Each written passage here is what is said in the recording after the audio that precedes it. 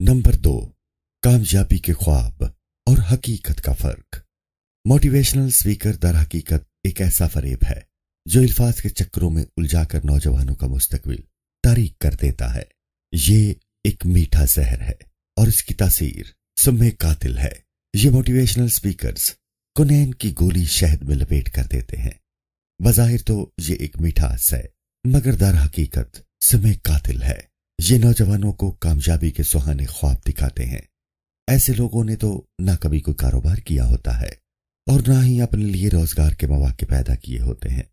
जिनकी जिंदगियां खुद नाकामी के अंधेरों में गुम हों, वो भला किसी दूसरे की रहनुमाई कैसे कर सकते हैं?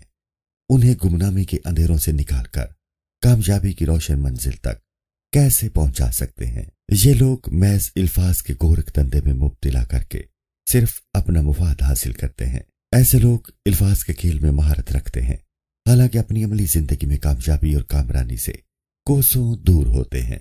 वो ये खेल महज अपने मालियाती और सियासी मुफादात के लिए खेलते हैं और नौजवानों को कामयाबी के ख्वाब दिखाकर अपना मुफाद हासिल करते हैं।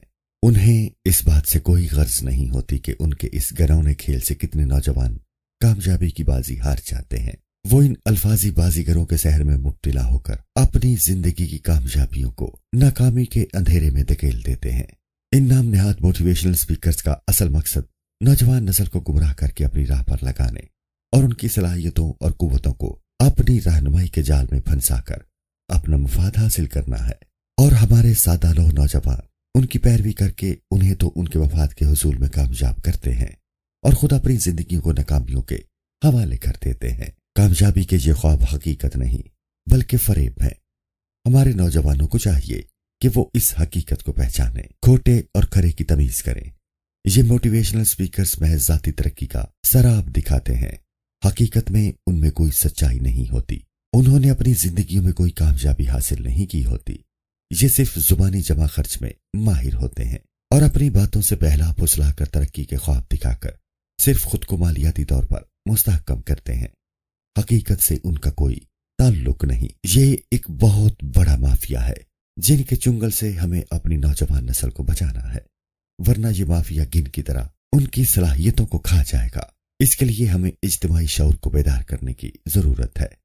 अगर हमारे नौजवानों में इज्तिमाई शऊर बेदार होगा तो ही वो इन नाम नेहाद मोटिवेशनल स्पीकर्स की कोशिशों को नाकाम बना सकते हैं। हमारी नौजवान नस्ल बहुत ही सादा लो है। वो बहुत ही मासूम और भोली है। वो ऐसे पुरफरेब लोगों के जाल में आसानी से फंस जाती है। इन्हें अपना मसीहा समझती है, इन्हें अपना रहबर जानती है, इन्हें अपना हकीकी खैरख्वाह समझती है और इसी बोलेपन का ऐसे लोग फायदा उठाते हैं। इनकी मासूमियत को मजरूह करके उन्हें गुमराही के रास्ते पर डाल देते हैं और जब नौजवान नस्ल को होश आता है तो पानी सर से गुजर चुका होता है। अब पछताए क्या हुआ जब चिड़ियां चुग गई खेत। सिर्फ इल्म हासिल करना ही नौजवानों के लिए काफी नहीं, बल्कि उन्हें बेहतरीन तरबियत की भी जरूरत होती है। अगर तरबियत बेहतर होगी तो अच्छा इंसान बनने में मदद मिलेगी। ये मोटिवेशनल स्पीकर्स नौजवानों को बेहतरीन तरबियत देने का चकमा देकर उनके जरिए अपने मुफादात हासिल करते हैं। इन नाम नेहाद मोटिवेशनल स्पीकर्स के चक्करों में उलझकर नौजवानों के हालात बद से बदतर हुए हैं। हमारी नौजवान नस्ल को कामयाबी के इस ख्वाब की हकीकत को समझना और परखना चाहिए। दूरंदेशी से काम लेकर अपने फहमो इदराक को इस्तेमाल करके दानिशमंदी का दामन थामकर ठंडे दिलो दिमाग से परख कर फैसला करना चाहिए। कामयाबी की हकीकत पाने के लिए मेहनत के रास्ते पर चलना पड़ता है। महज किताबें पढ़ लेने और तकरीरें सुनकर आप उस वक्त तक कुछ हासिल नहीं कर सकते जब तक आप अमली तौर पर कोई कारनामा अंजाम न दें। अमल करने के लिए अनथक मेहनत और जद्दोजहद जरूरी है। ये महज किताबी इल्म या लफाजी के चक्करों में पढ़कर हासिल नहीं हो सकती। अमली तरबियत ही आपकी कामयाबी के ख्वाब की सबसे बेहतरीन ताबीर है। जब तक हम कामयाबी की हकीकत को नहीं पहचान लेते, हकीकी कामयाबी हासिल नहीं कर सकते। इसके बगैर ये कामयाबी महज एक फरेब है और इस फरेब से हमारी नौजवान नस्ल को बचना चाहिए।